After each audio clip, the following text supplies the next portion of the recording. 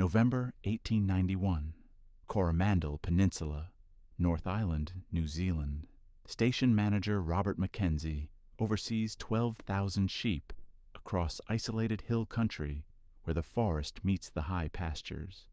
When stock begin disappearing, not taken by wild dogs or thieves, but killed with precision and left arranged in patterns no animal would make, Mackenzie dismisses warnings from his Maori workers about the Moehau, the wild men of the ranges who walk upright and remember when these forests belong to them alone.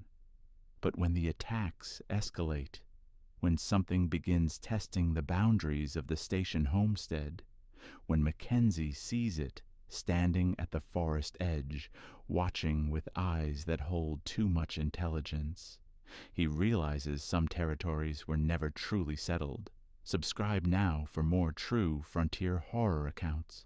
Station Records, Supplemental Account, Robert Mackenzie, Station Manager, Moehau Down Station, Coromandel Peninsula, November 12, 1891, January 6, 1892.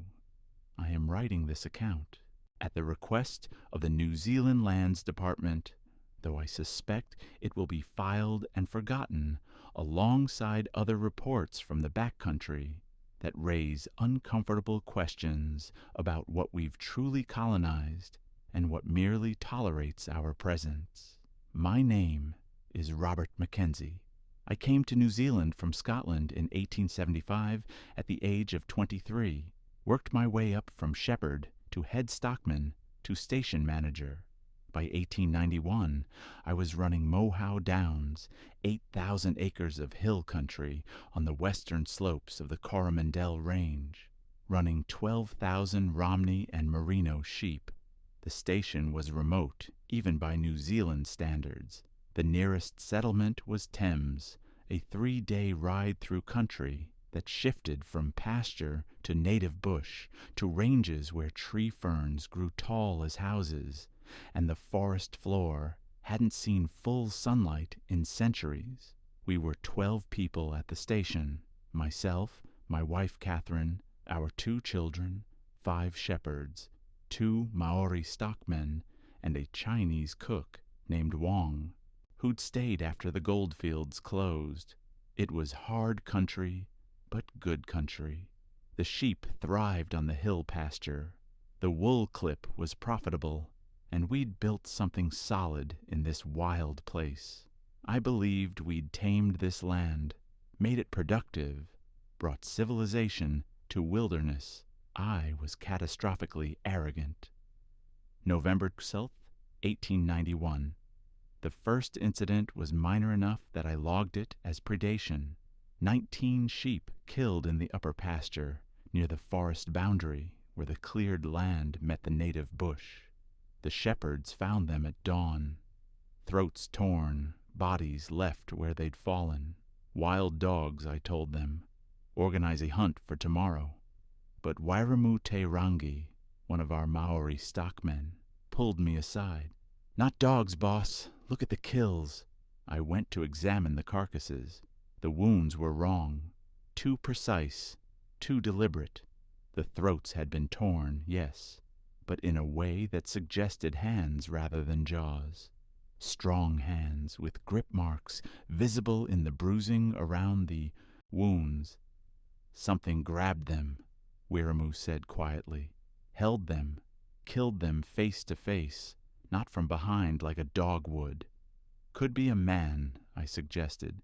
Thief, maybe, or someone living rough in the bush. Wairamu shook his head. The Moehau ranges are named for a reason. The old people say there are things in those forests, things that walked upright before we came. Wild men who remember when all this land was forest. They don't take kindly to sheep, to cleared land, to us. Maori superstition, I said, though gently. Wairamu was a good worker, and I'd learned to respect local knowledge, even when I didn't share the beliefs behind it. Maybe. But I've seen tracks up there, boss, in mud near the streams. Footprints that look almost human, but wrong. Too broad, too heavy, toes spread wide like something that goes barefoot always. And I've heard calls at night from the high bush. Not birds, not possums, something else. I organized the dog hunt anyway. We spent 2 days combing the upper pastures and forest edge with rifles and dogs. Found nothing. No wild dog packs, no tracks except those ambiguous prints Wiremu had mentioned, no dens or signs of predator activity. The sheep losses were written off as an isolated incident. We increased patrols in the upper pastures and resumed normal operations. November the 19th, 1891, 17 more sheep dead. This time in the middle pasture, a full kilometer from the forest, killed in the same precise way, throats torn by something with hands, bodies left where they fell, but this time they were arranged, not scattered randomly as prey animals would be, but positioned in 2 parallel lines leading from the kills toward the forest boundary, like markers, like arrows pointing back to where something had come from and returned to. My head shepherd, Tom Crawford, was badly shaken. Mr. Mackenzie, I've worked sheep stations from Southland to Hawke's Bay. Never seen anything like this. Whatever did this, it's not just killing for food. It's sending a message. What message? He looked toward the forest, dark and dense on the ridge above us, that we're not alone here, and maybe we're not welcome. I doubled the patrols, armed every shepherd with a rifle, moved the flocks to lower pastures farther from the bush line, and I started keeping watch myself at night, standing on the homestead veranda with binoculars, scanning the paddocks and forest edge.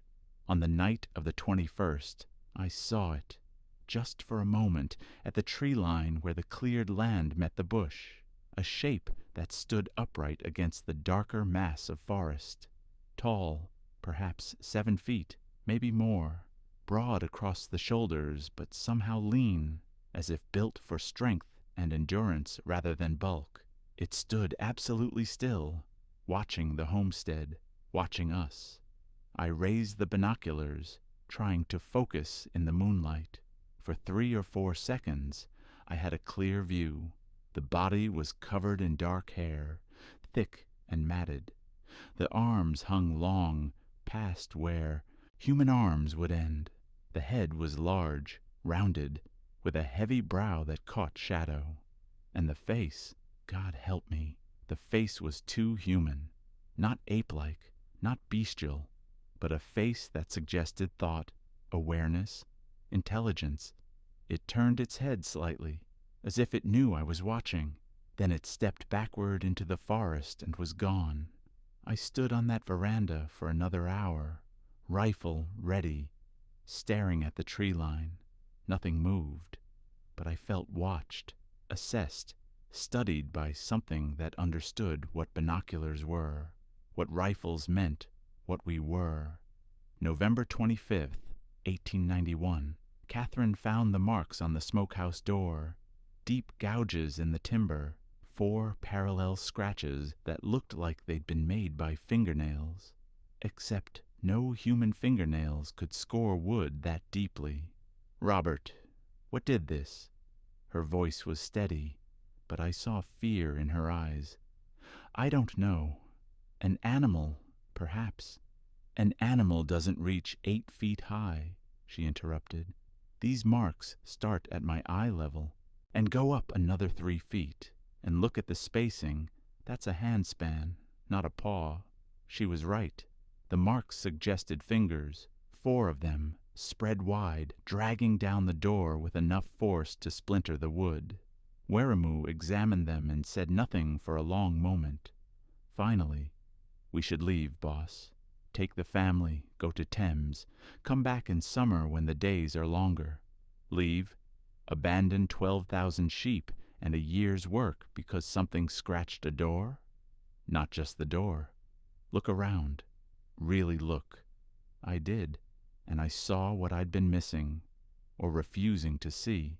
Tracks in the mud around the outbuildings, bare footprints far too large for any man, handprints on the water tank, pressed into the metal with enough force to dent it, and everywhere along the bush line, broken branches at 7 or 8 feet high, as if something tall had been moving through the forest parallel to our boundaries, watching, learning our routines. The old people have stories, Wiremu said, about the Moehau, the wild men of the ranges. They say before our people came, they were here, living in the deep bush, away from the coasts. When the Maori arrived, there were conflicts, understandings reached, boundaries established. The Moehau would stay in the deep forest, and we would respect those places as tapu, forbidden. But we cleared this land, I said slowly, built the station, ran sheep where forest used to be. Yes, and maybe the Moehau remember when this was their territory. Maybe they don't understand why we stay, why we don't just hunt and leave like they do. Maybe they think we'll keep clearing, keep pushing, until there's nowhere left for them. You're saying this is territorial? I'm saying we should leave before it becomes something worse. I didn't leave. I had a contract with the land company, a family to support, a station to run. So instead, I fortified, built higher fences around the homestead, organized armed night watches, kept the children inside after dark, and I waited. December 3rd, 1891, the attacks escalated.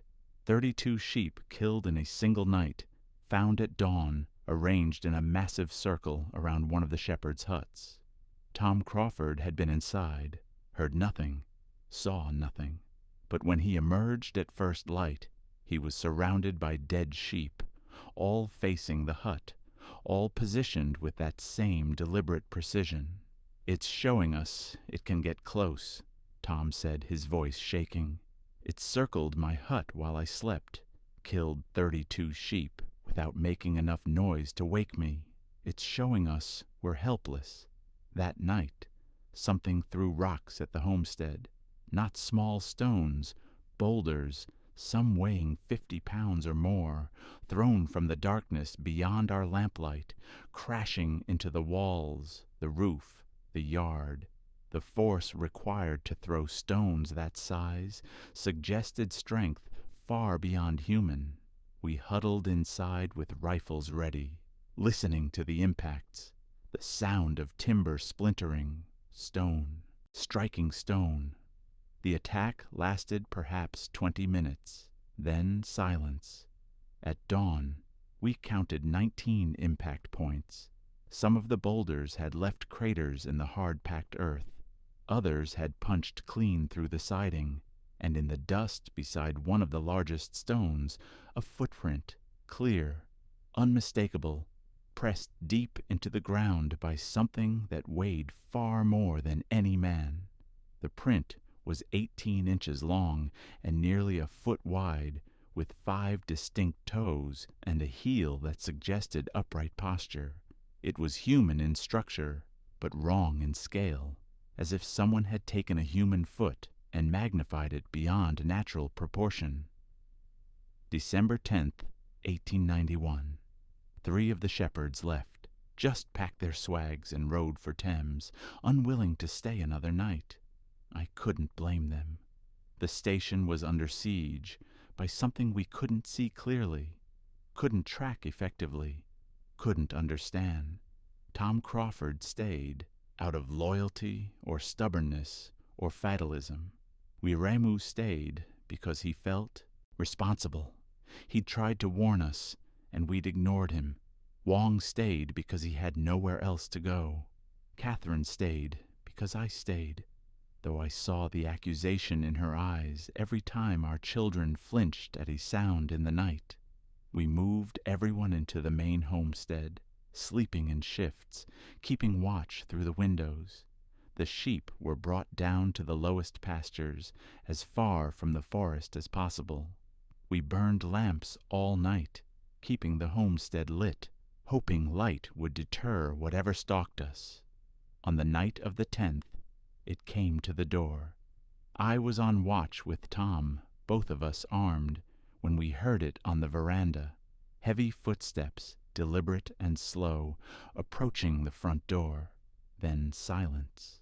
Through the window, I could see the door handle. It turned slowly, testing the lock.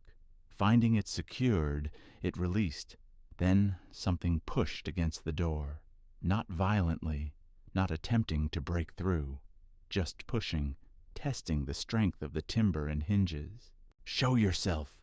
I shouted. "We're armed! We will shoot!" The pushing stopped. For a long moment, nothing.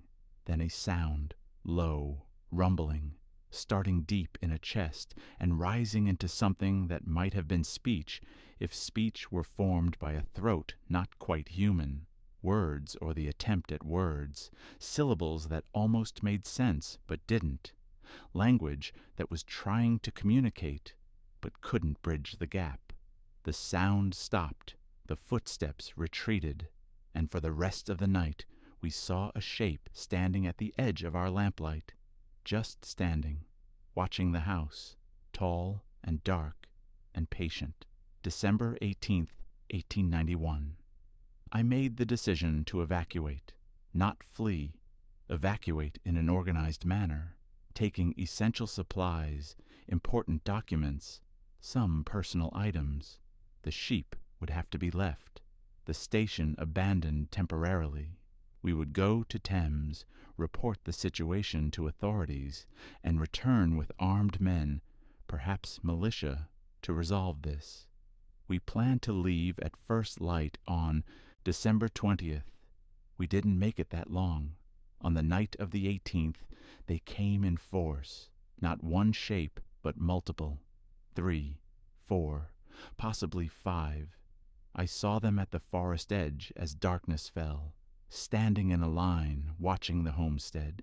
Tall figures covered in dark hair, standing upright, communicating with each other through gestures and those rumbling vocalizations. "They're coordinating," Tom said beside me. "Planning something." He was right. As we watched, they separated, moving to surround the homestead. We locked every door, barred every window, gathered everyone in the central room with weapons ready. The first attack came at midnight. Something struck the south wall with tremendous force, shaking the entire structure. Then the north wall, then the west. They were testing it, learning where it was strongest, where it was weak. Then the roof. Something climbed onto the roof. We heard it moving above us. Heavy footsteps crossing the shingles. It found the chimney. And for a terrifying moment, I thought it would come down. Instead, it blocked it, cutting off our fire's draw, filling the room with smoke. We doused the fire. The smoke cleared slowly. And in the darkness, lit only by our lamps, we heard them circling the house, calling to each other, coordinating. Catherine held our children close. Weirmoo stood at one window, Tom at another, both with rifles ready. I moved between positions, trying to watch every approach, knowing we couldn't defend against attackers who could climb, who could cooperate, who were strong enough to tear through timber if they chose. Then one of them spoke, not the rumbling vocalizations we'd heard before. Words, Maori words, spoken in a voice too deep, too rough, but unmistakable. "Go, leave, forest ours, go." Weirmoo's rifle wavered. "He's speaking to Reo." "How is he speaking to Reo?" "They've been listening," I said, "learning. They understand more than we thought." The voice came again, from a different direction this time. "Go, now. Last warning." "We're going," I shouted back. "Tomorrow. We're leaving." Silence. Then that rumbling sound that might have been consultation. Finally, dawn. You go dawn. We watch. The attacks stopped. We spent the rest of the night in terrified wakefulness, listening to movement around the house, watching shadows, past the windows. They were keeping watch, ensuring we didn't change our minds, guaranteeing our departure. At first light, we packed what we could carry on horseback and prepared to leave. As we loaded the last supplies, I saw them at the forest edge. 5 figures standing in a line, watching. Tall, dark, unmistakably present. One of them raised an arm, not threatening, not waving, just acknowledging. "We saw you. We let you leave. Don't come back."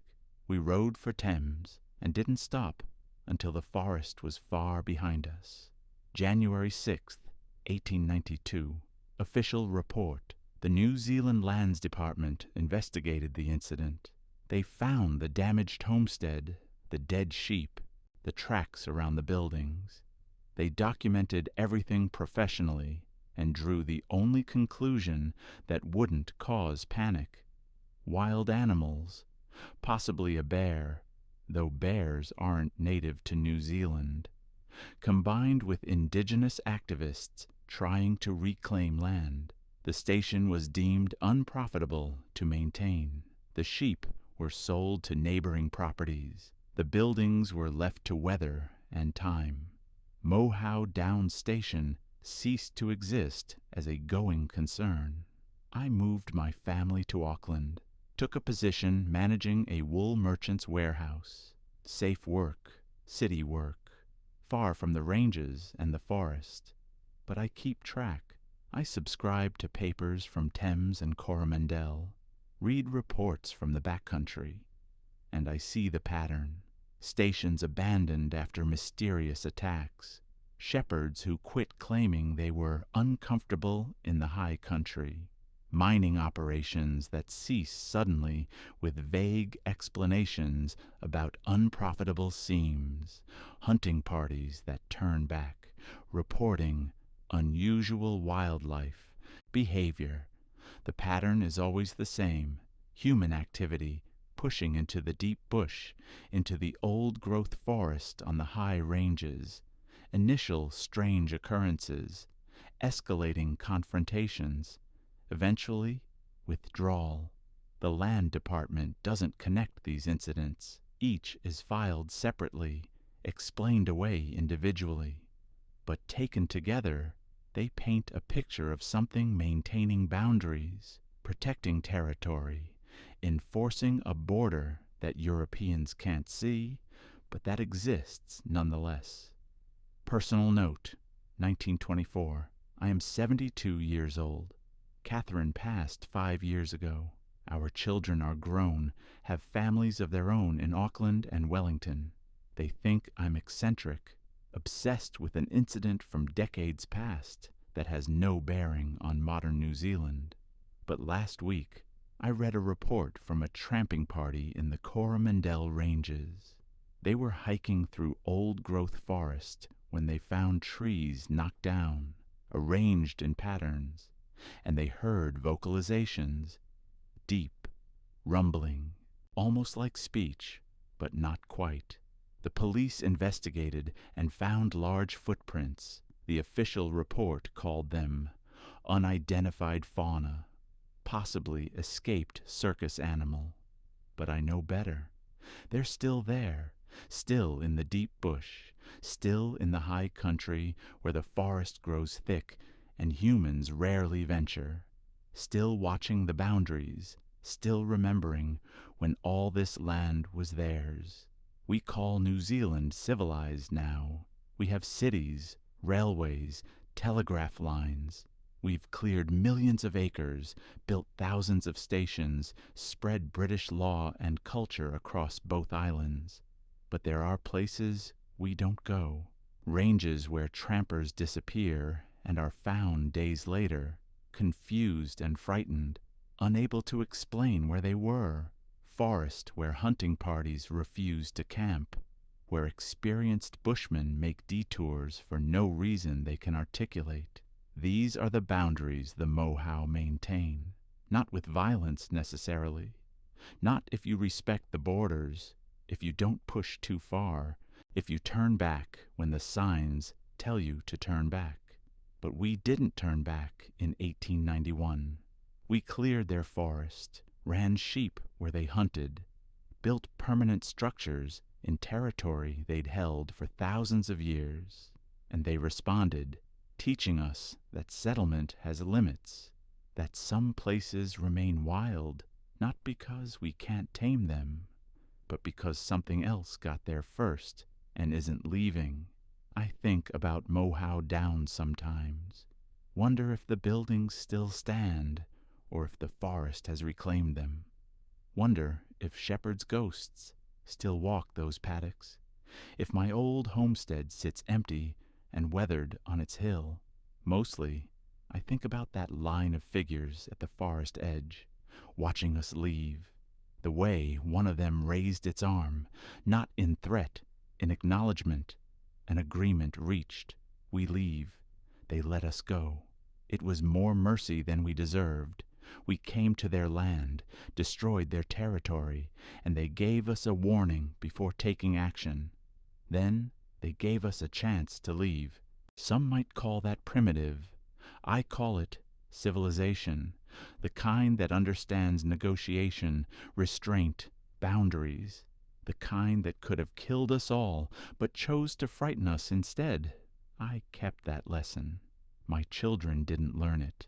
They think New Zealand is ours, won fair by British settlement, secured by law and deed. But law and deed mean nothing in the high country, in the deep bush, in the places where older claims exist, places where something walked upright and spoke and reasoned before any European set foot on these islands. The Moehau are still there, still watching, still maintaining their territory, and I pray no one is foolish enough to try clearing those ranges again, because next time they might not offer a warning.